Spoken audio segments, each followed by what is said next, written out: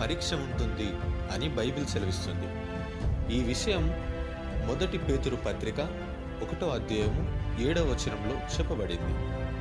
నశించిపోవు సువర్ణము అగ్ని పరీక్ష వలన శుద్ధపరచబడుచున్నది గదా, దానికంటే అమూల్యమైన మీ విశ్వాసము ఈ శోధనల చేత పరీక్షకు నిలిచినదై యేసుక్రీస్తు ప్రత్యక్షమైనప్పుడు మీకు మెప్పును, మహిమయు, ఘనతయు కలుగుటకు కారణమగును అని చెప్పబడింది.